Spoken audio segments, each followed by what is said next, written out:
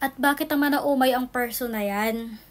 Alam mo, sa panahon ngayon, hindi ka dapat mauumay-umay sa mga nakikita mo. Pagtsagaan mo na lang. Kasi bibihira na lang yung mga babae, na talagang, alam mo yun, hindi nag-aahit ng kilikili. Ito yung matinding tanong. Sino ba ang may gawa nito? Sino bang may gawa nito? Ayaw mo sumagot ka. Kasi nilagyan yan dyan ng buhok ng nilagyan yan dyan ng buhok sa kilikili natin kasi may purpose yan, ha? At alamin mo kung ano yung purpose na yon. Okay? Hindi naman akong may gawa niyan eh. Ha? Tandaan mo, hindi ako yung may gawa niyan, kaya wag kayong magalit sa akin. Alam mo kung anong meron sa katawan ko, pinapahalagahan ko lang kasi alam mo yon, I am a perfect example of a woman in this world. Hala, English? Oo, kasi alam mo yon, it's a perfect naman talaga yung pagkagawa sa akin. Oh, hindi naman ako may gawa-gawa niyan, hindi naman ako nagpatubo dyan, hindi naman ako nagpa-implant dyan sa kilikili ko, kaya wag kang magsawa-sawate. Hindi kung ano-ano yung nasawa ka na sa kilikili ko, tapos mag-request ka dyan na ipakita ko yung bilat ko para mag-iba naman. Uy, ang giti ko, importante man eh, oy, private property na sa. Kaya ang giti, ang bilat, ginbutang dire sa pinakasingit naton. Para talagang private property, hindi na sa basta-basta ipakita. Kung yung iba nga babae, nakita nyo nagapakita sang ilang nga giti, bay sila da. Kaya ako yung maiba, kuya kilikili ang akong ginapakita. Kung makakita ka mo sang kilikili, do giti naman na inyo nakita. Kaya ang kilikili naton, kagang aton nga bilat, magkaparehas lang na. May bilat na manipis ang bulbul. Tama man na sa. Oh, may giti man nga kulot man ang ilang bulbul. Na sa pero pa, ay, sakit man akong ulo. Uy, bakit ako tanang inyo ginapa-request na magpakita sa akong nagiti? Idamo-damo sa Google, mag-search lang ka po, bigyan kita ka load, magkano load ang gusto mo? For 1 month para makakita ka sa mga giti at iba-iba nga kulay na mga bilat. Tigaan ta ka. Kay ina diri ang ako na content sa Facebook ko. Being who you are. My body is my rule.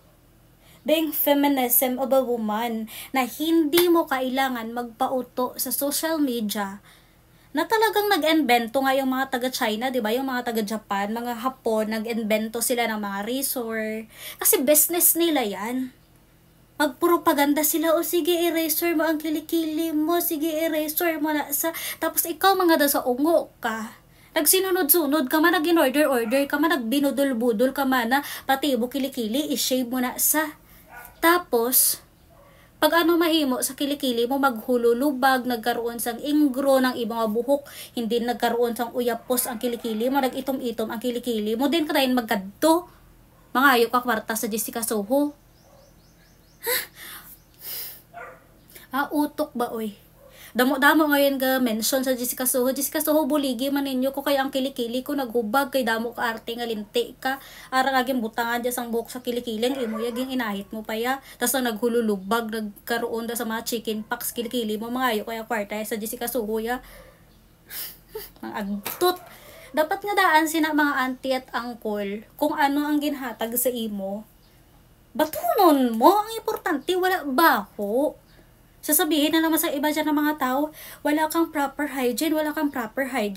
Ano ba yung proper hygiene sa imo? Ang proper hygiene yung pagpaligo, pag-apply sa sabon para hindi ka magbaho. Yun ang proper hygiene na ginatawag, yung malimpyo kasi imo lawas.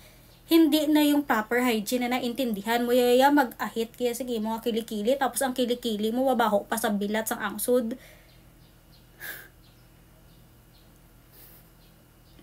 Diba alam mo yun? Utok ang paganahon gidya naton Kung ano ang ginhatag sang imo, may purpose na sa.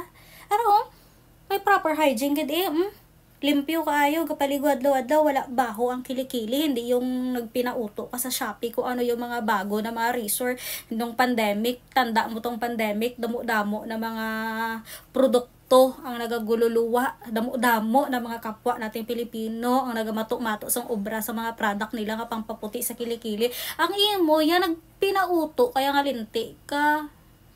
Bakal ka man dahil sa mga produkto nila nga maputi ang kilikili para daw magputi ang kilikili. Hindi nyo balaan sa social media may mga bago na mga tinunto na mga obra sa mga filter na pati ang kilikili nila, butangan nila sa filter para pakita nila ang before at after.